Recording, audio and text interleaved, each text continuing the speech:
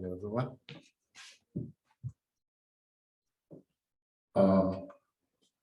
My name is Ike Chime, and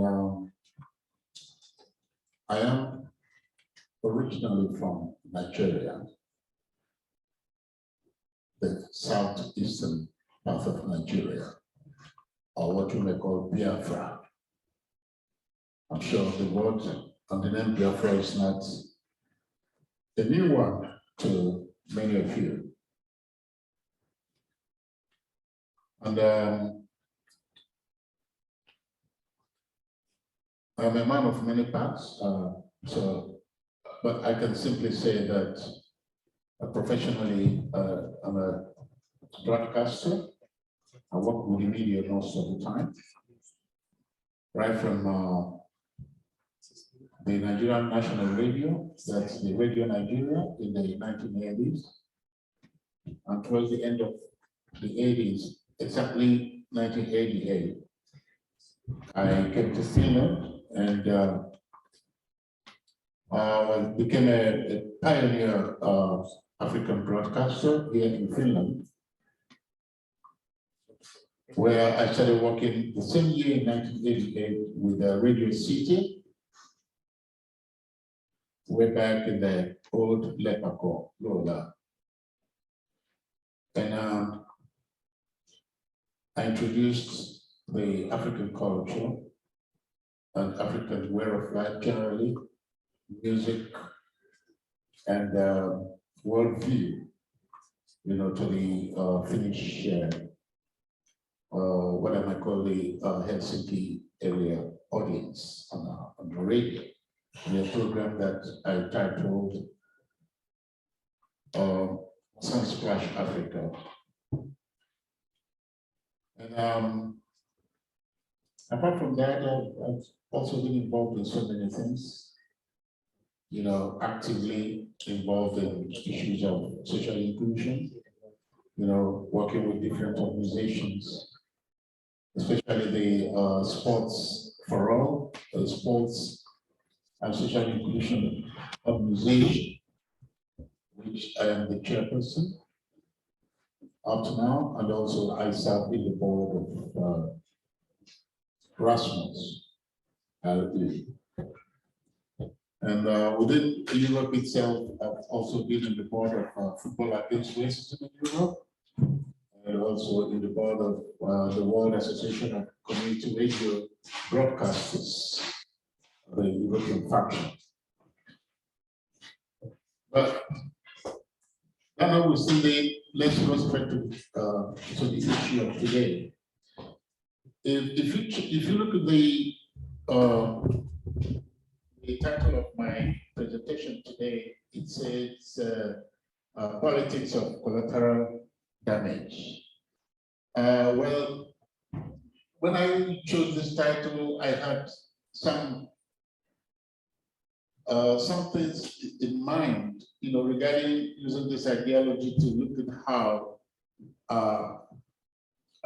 colonialism has kind of promoted this continuous act of using human beings as a kind of tools, or what you may call material that can be removed from the surface of the earth in the quest for for power. That practically people can sit down and say, okay, we want to remove communism from this particular state. So in the process of doing it, we have to use force. So let's calculate how many people are we going to kill to make this work out. They practically do that. They sit in the boardroom and take this decision. And they say, well, like when all these so-called secret agents, they come to the president, they say, we want to do this, we got to do that, and blah, blah, blah. The president will say, can you give me an idea of the collateral damage? These are human lives, for God's sake. But anyway, that's exactly what I had in mind when I thought of this topic, but I changed my mind later because I found that this would okay, this is a fact, but it would give me the opportunity to go in depth to what I want to talk about. So what I'm going to talk about now is a topic that I called they killed our democracy. They killed our democracy. Who are they? In this case, I'm talking about the British colonialists. And whose democracy did they kill? I'm talking about the democracy of the Igbo nation. That is where I come from. I am an Igbo before I became a Nigerian. And Igbo is a nation because Nigeria is a collection of nation states put together through the gluttony of the British Empire. So since we're talking about imperialism, this is why I thought that this will make a much better topic for this occasion. Who are the Igbo nation, the Igbo people, or the people of Biafra? They are people found in the eastern part of Nigeria, the present-day Nigeria. And what kind of system do they have before the coming of the British?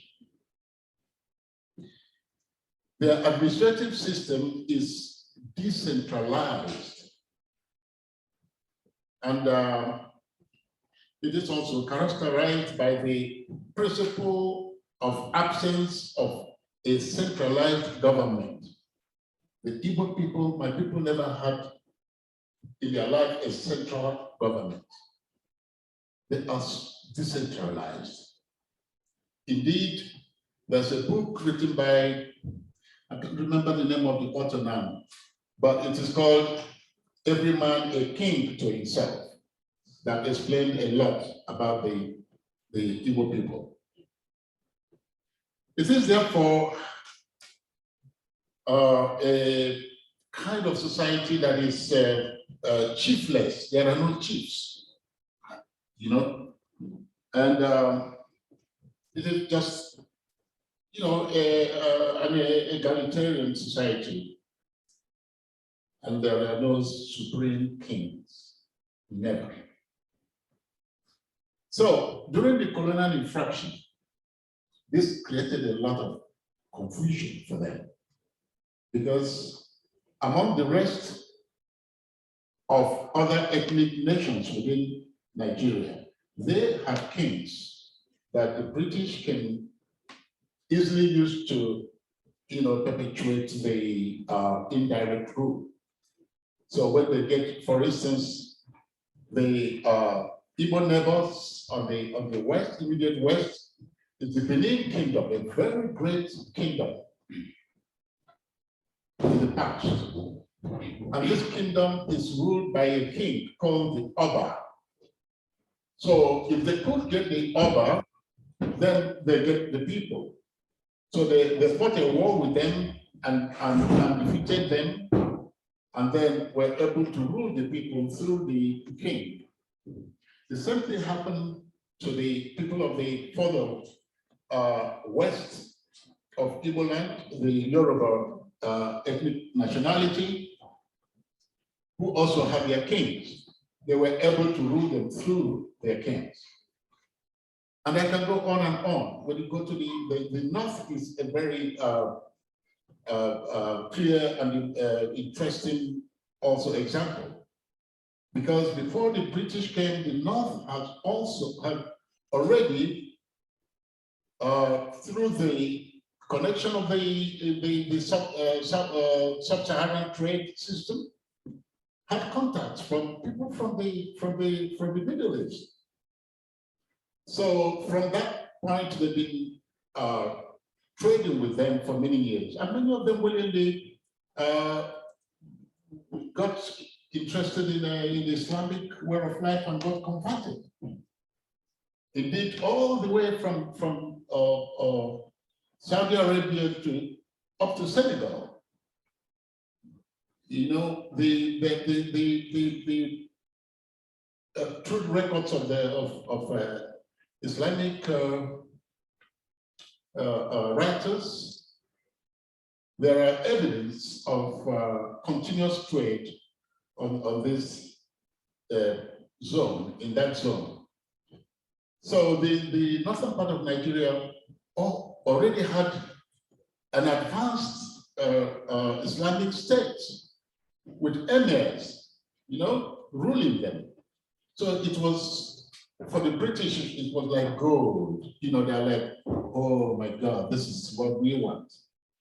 So they were able to get hold of the emirs, and they saw that they had ministers and, you know, a pure setup of you know, feudal setup for them, where the king is everything, his order is final.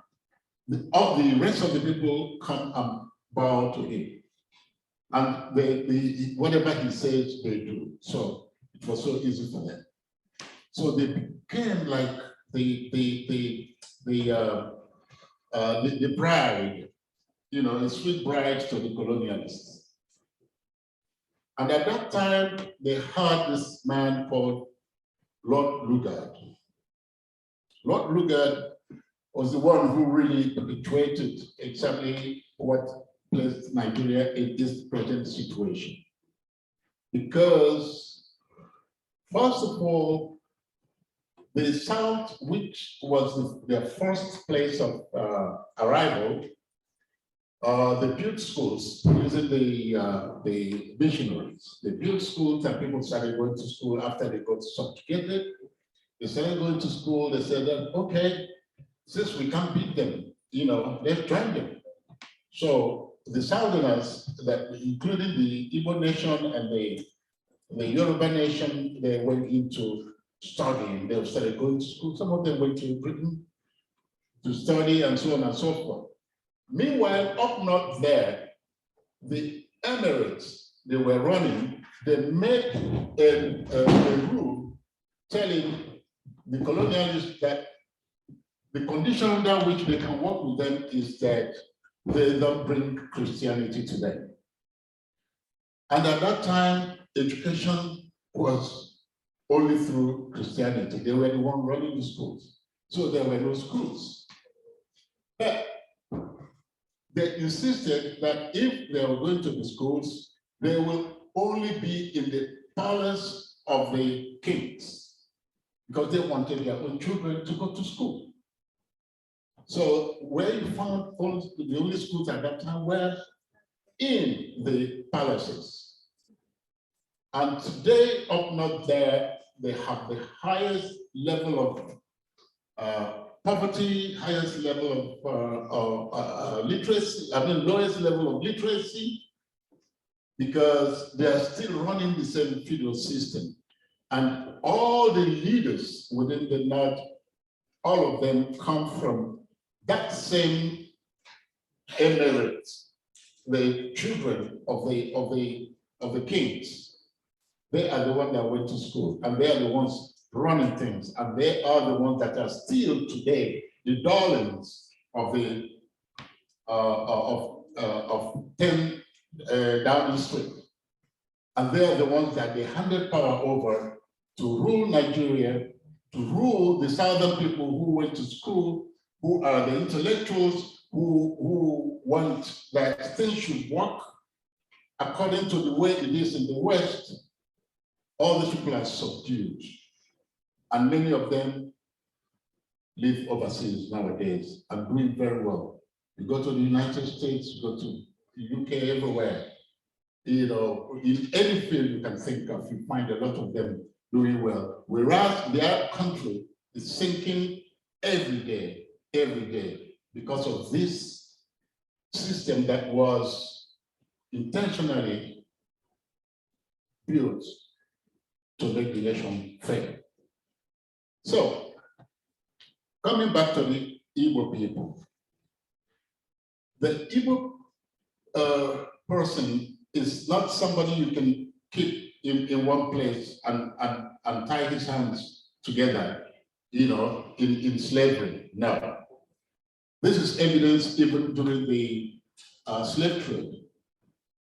In the United States, if you go through the record of all the slave revolutions, they are mostly led by Igbo slaves. It is on record. So they are that kind of people. It is in their gene. They, because of the freedom or the system that their forefathers have lived all through. The system of freedom, the system of democracy. Because in the Igbo system, traditional Igbo democracy, like I said earlier, there are no kings. How do they run their lives?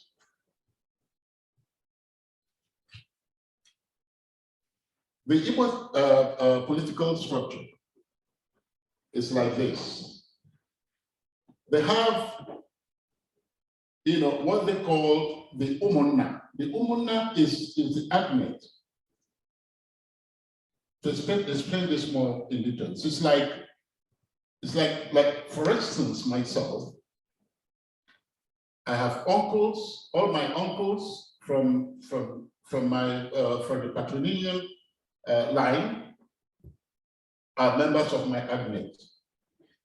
And in the olden days, like if you go to my village now, you can pinpoint everyone's roots very easily. Like if I go deep down into the village where my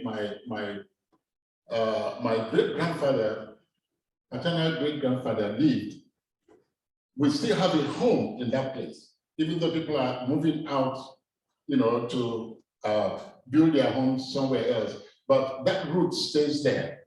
And if anything, if there's anything big to discuss within the family, everybody comes back to that place.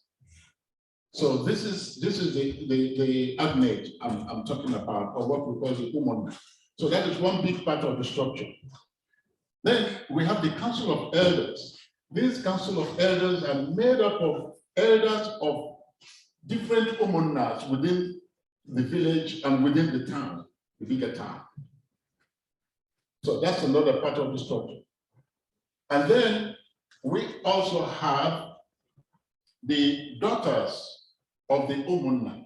That is all the women born in that family who have been married to another family. They still meet like once every month to look into what is happening in their roots, where they come from.